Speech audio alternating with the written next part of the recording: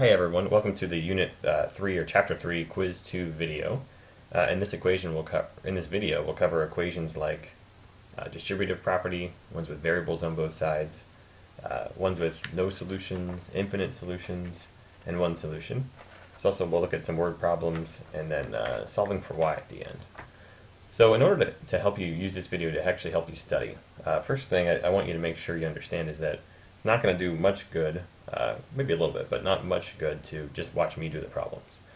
You should definitely be trying them along with me, but even before me, try it first on your own. Maybe look at your own quiz, see what you did, see if you can find your mistake, and then watch, and hopefully I can correct it, or you figured out the right way to do it before you even watch me do it. Now there might be some where you're just not sure, and make sure you use those, use my explanation to help you and make sure you can understand what I'm doing. So if you get stuck, look back at your notes or other practice problems. Once you've tried it, click play to watch the solution, and maybe even try it again after that.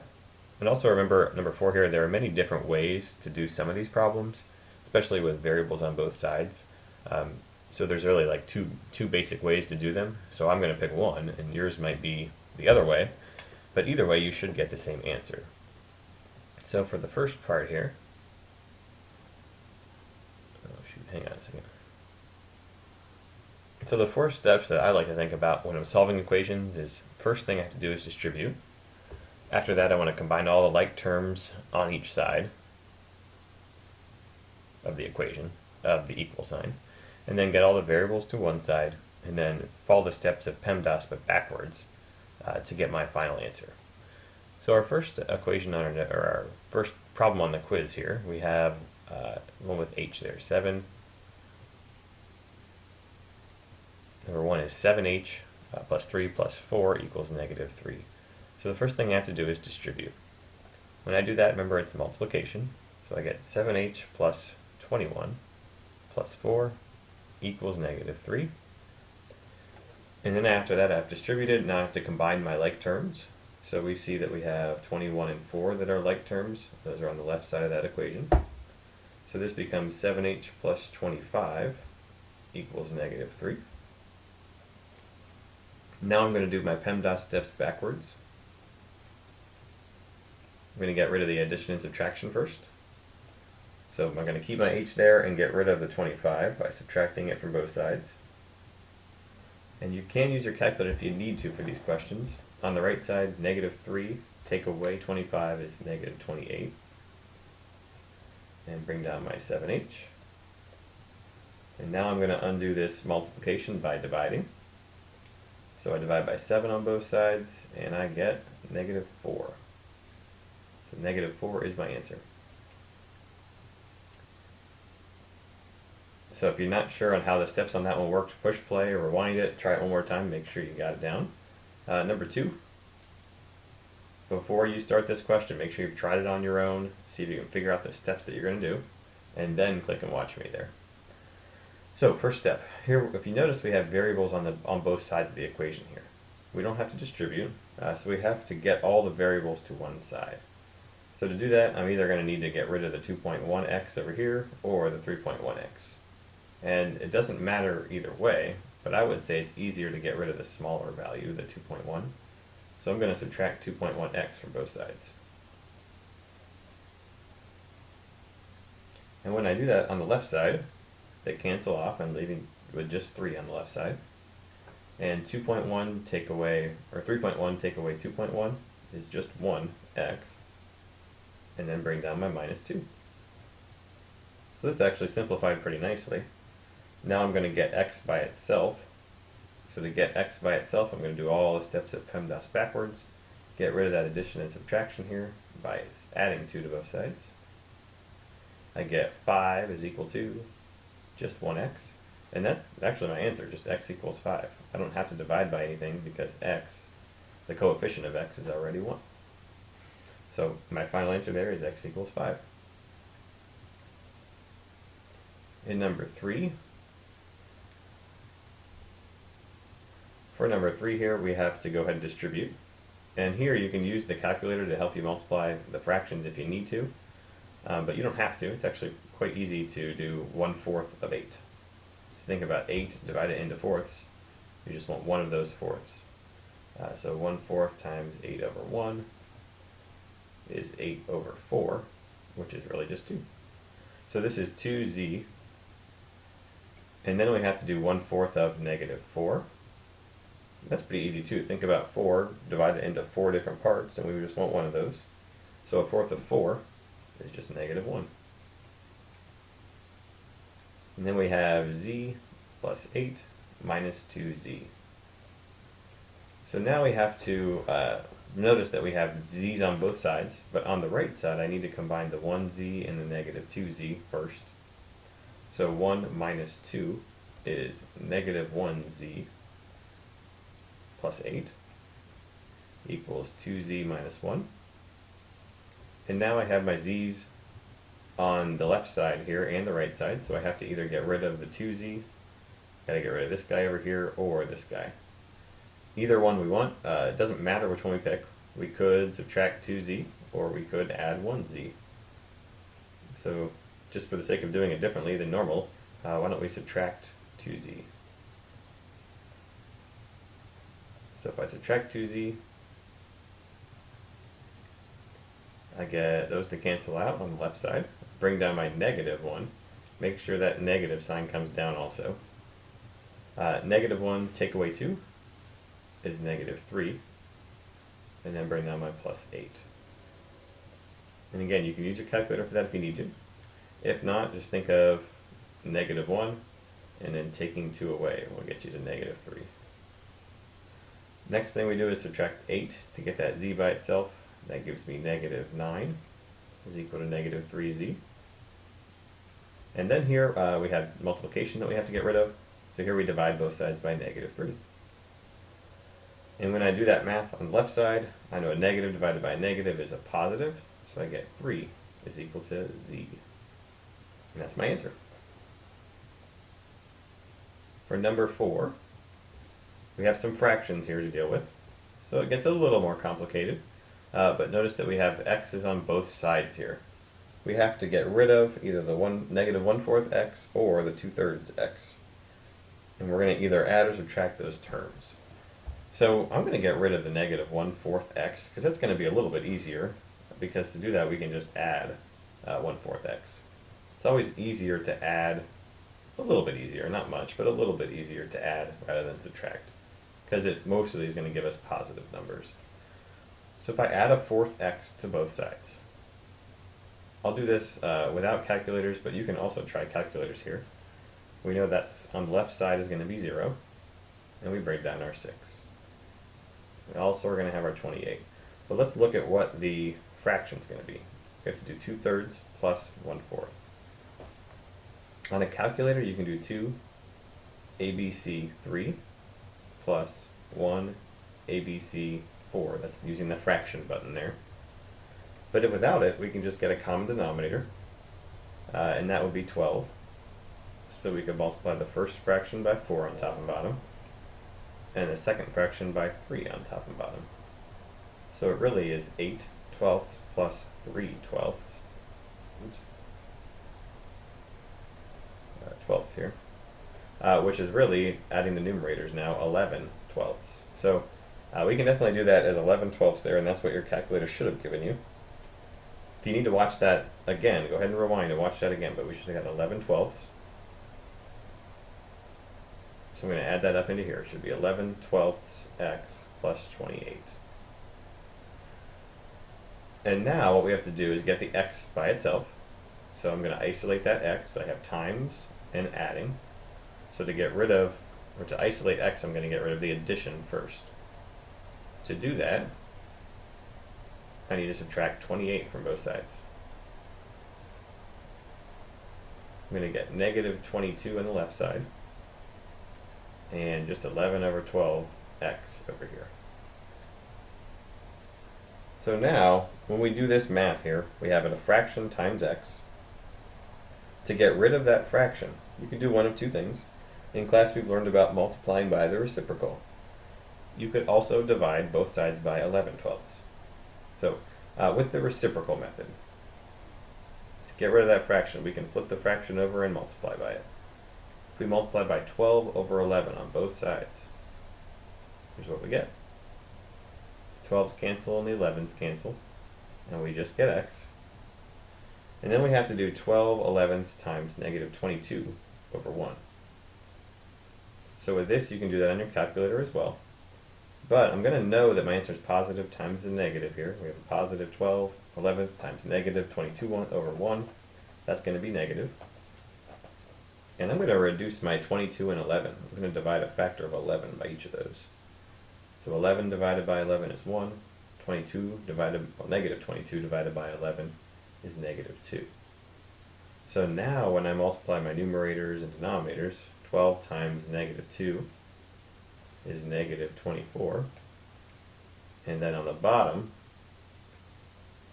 the 1 times the 1 is just 1, so it's really just negative 24 is our answer here, or negative 24 over 1.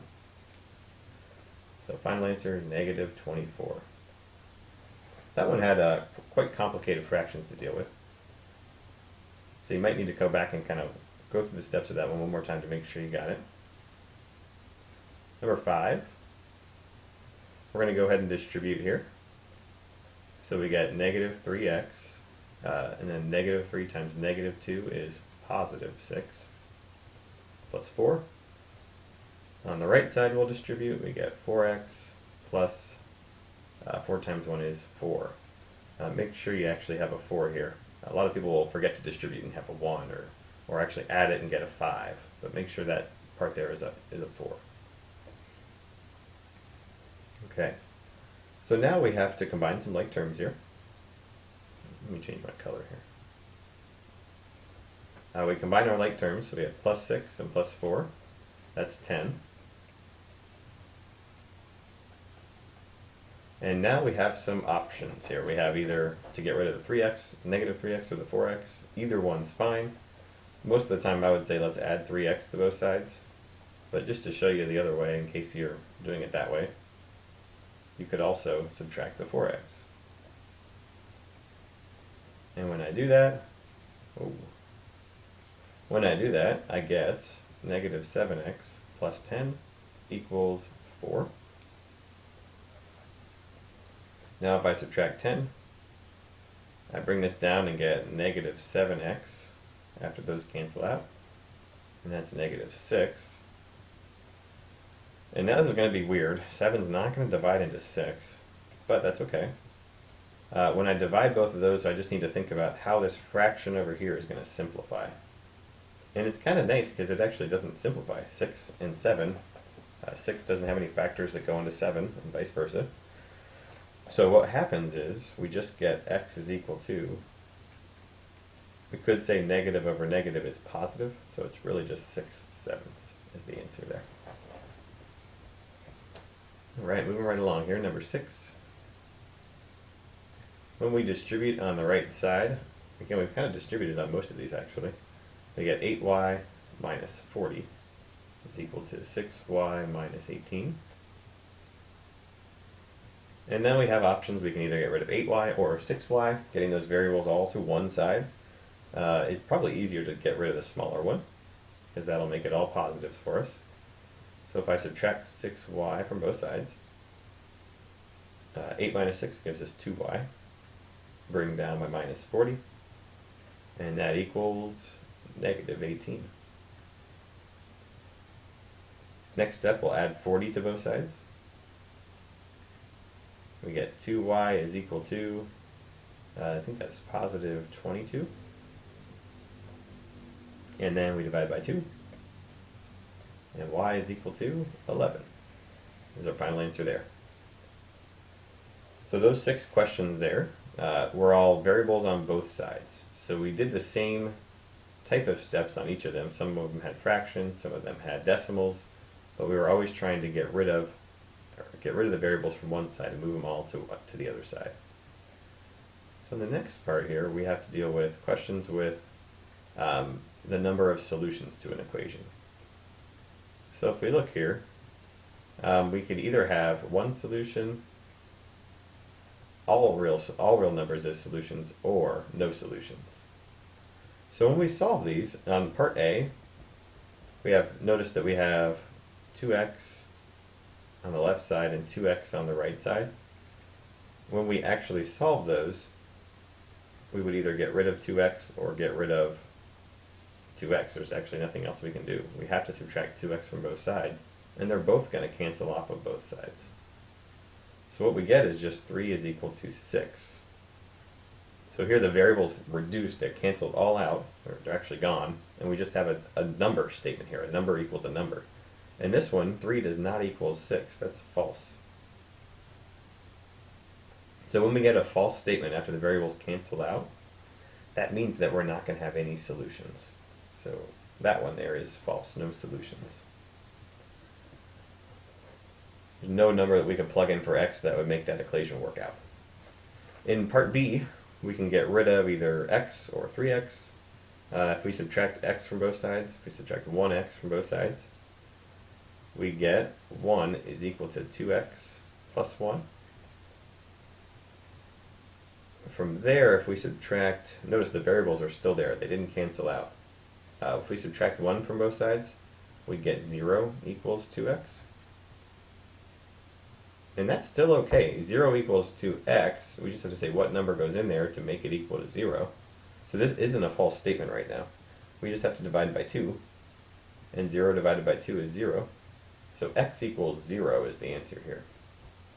So not a false statement. We just actually got 0 as the solution, and that's the one solution that we got. So now we kind of know by process of elimination that the last one here is going to be all real numbers, but let's see why.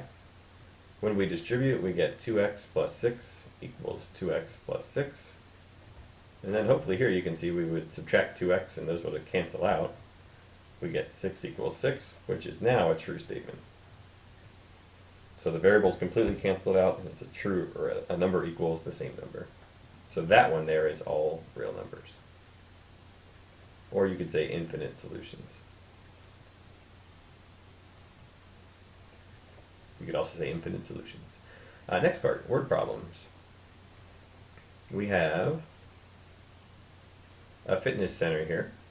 Offers yoga classes. They're $10 a class, and they sell yoga mats for $19.95.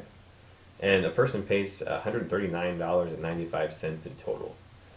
So the equation, we basically have to add up the classes plus the mat. And that's going to be the total amount that we spent. It's the same format for a lot of very similar equations like this.